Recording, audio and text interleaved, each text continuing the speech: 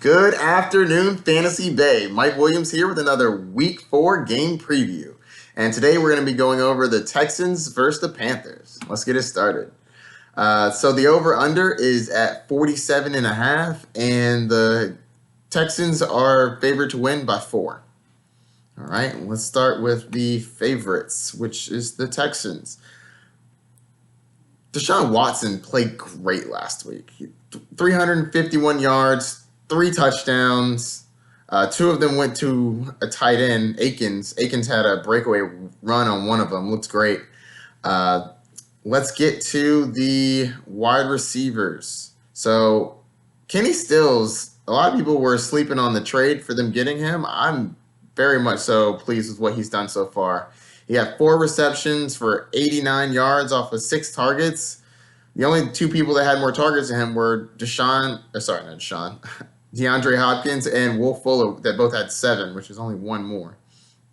DeAndre Hopkins, you're starting him every week. He didn't have a great game this week. 6 receptions for 67 yards. But, didn't kill your week. In a PPR league, that's 12.7 points. That's not bad. Will Fuller, he's a speedster just like Kenny Stills, so Kenny Stills is taken away from him a little bit, but I still like Will Fuller. 5 receptions for 51 yards. All right, let's go to the running backs. Now, Carlos Hyde had been having some pretty good weeks leading up to this game, but 10 carries for 19 yards and a touchdown. The touchdown really saved him because he was having a very putrid game prior to that. And I don't think Duke Johnson is actually startable. He's playing terribly. 2 carries for 2 yards and then 2 receptions for 22 yards.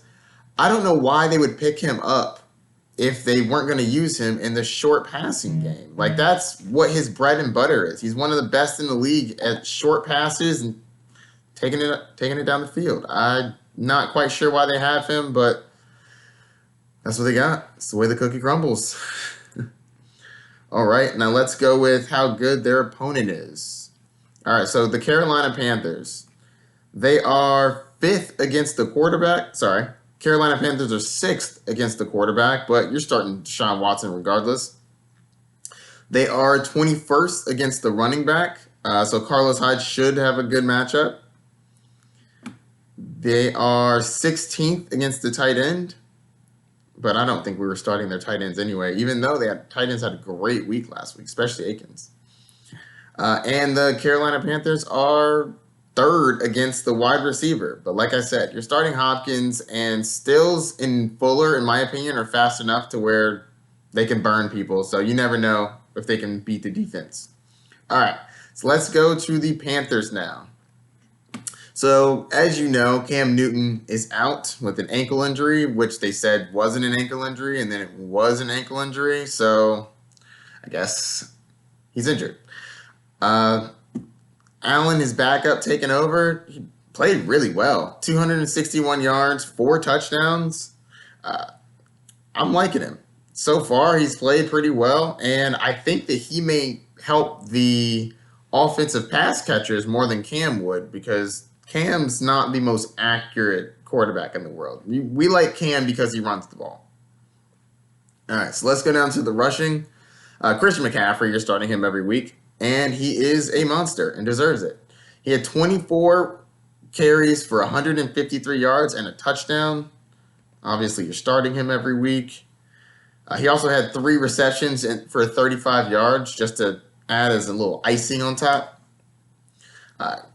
So let's skip the rest of these running backs. Let's go with the receivers. And at the top of my list, yard-wise, Greg Olsen, Old Man River. 3 receptions, 2 touchdowns, 75 yards off of 7 targets. Man, I personally have always liked Greg Olsen. I think he's very reliable, and I think he's going to be reliable for this young quarterback as well. Curtis Samuel had a good game, 5 receptions for 53 yards and a touchdown. I think he should play well. Same with DJ Moore. He actually had 1 reception for 53 yards, or for 52 yards, but that was a touchdown, so it wasn't terrible. All right, let's see how good the Texans are defensively against them. All right, so let's start with the quarterback. So The Texans are 27th against the quarterback, so it shouldn't be too bad for the young buck. Next, go to running backs. The Houston Texans are 16th against the running back, but like I said before, you're starting Chris McCaffrey regardless, and 16th is really only mediocre, so he should be able to have a good game.